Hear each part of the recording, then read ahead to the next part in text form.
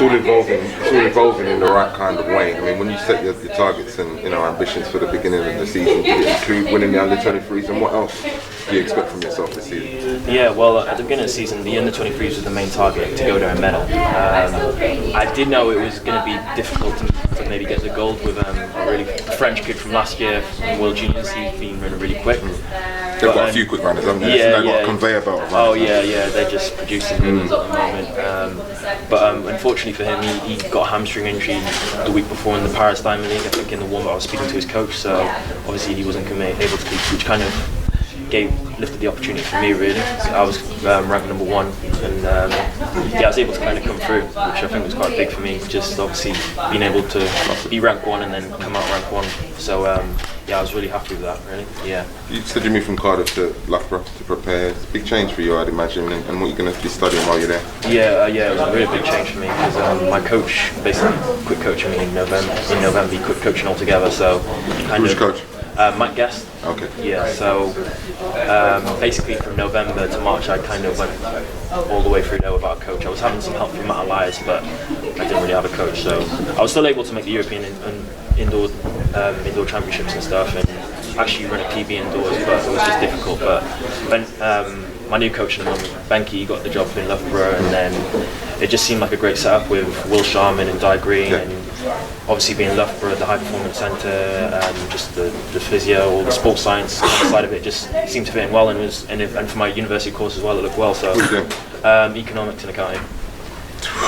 You're making it hard for yourself. Yeah. This is obviously anniversary games this weekend. What do you expect from yourself? And you're looking forward to Olympic Stadium, man. Massive occasion. I can't wait. Literally, I've just been so excited from the beginning of this week, really. Because obviously I went there 3 years ago to watch, and I never really would have thought I'd been able to compete, because at the time I was injured and I wasn't really sure if I was going to really continue athletics. It was kind of, everything was in question marks really. So to have actually been able to race here on Friday, I can't wait. I mean, it's a stacked start list, but I'm looking forward to it. Listen, your event is obviously a difficult one. It's all about rhythm. It's all about feeling good between the hurdles. Yeah. That's what I'm saying. So I've spoken to hurdlers from Colin all the way down. How are you going to make inroads in the type of times that are going to, propel you to world class? Yeah. Well, what me and my coach are basically working on is just being not so much more powerful, and obviously you want to be more powerful and fast, but we're working on just being efficient over the hurdles. And since March, we've slowly kind of seen that I've been getting faster each race, and my technique's coming along, my trail legs coming faster, and I'm running faster in between the hurdles. So I think if I just continue what we're doing, I think come next year, I think I'll be running some really fast times. Sub 13? I'm not so sure about sub 13. 13, what? Yeah. I don't know. We'll see. But I feel within like a year and a bit, I think I'll be really motoring then. So we'll see how it goes, really. Thanks for your time. I appreciate it. Thanks a lot. Good luck. Yeah, no worries. Good luck to Philip.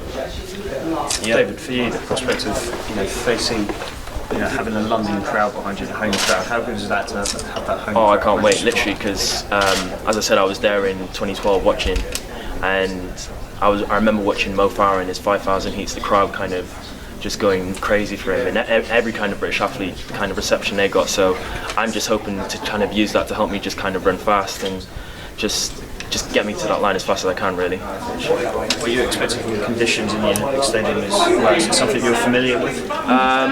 Yeah, well, I think the weather's meant to be quite good, and it's obviously a Mondo track.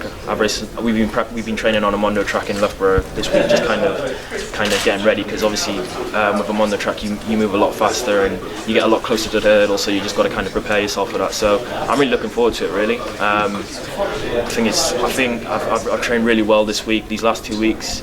I raced last weekend. It wasn't the best race, and I ran a really good heat and I felt really relaxed, and the final didn't quite get it together, but I feel I'm definitely in PB shape and in shape to really run fast, so hopefully I can kind of get it right on Friday. Excellent. Yeah. You obviously had quite an amazing month. I guess this sort of Diamond League on home soil sort of the icing on the cake for you. I'm just really excited. This is my first Diamond League. For me, it's just going to be about kind of just learning from this experience. It's my first kind of real big race. Obviously, I've seen the start list with Ortega, Ronnie Ash, a lot of guys who've run sub 13 and near the 13-second barrier. So for me, it's just about just really just enjoying it and just learning. So hopefully maybe in a year or two I can really kind of come to a meet like this and be competitive and hopefully go for the top spots. Does seeing names like that on the start list, the likes of various Americans who've gotten world records and that, does that daunt you at all, or does that excite you? I wouldn't say it daunts me. I'm just really excited to be in a kind of fast race because I know I'm just going to have to really step up. So for me, it's as I said, it's just enjoying it. I'm going to try and talk to as many of these guys before, because obviously I've seen them on TV, but to actually race them and stuff is going to be quite cool. So I'm really excited, really. Yeah. And after Gold this month, is there anything left for you in terms of your head, what you want to achieve this season, or what you want to do? That's quite an interesting one.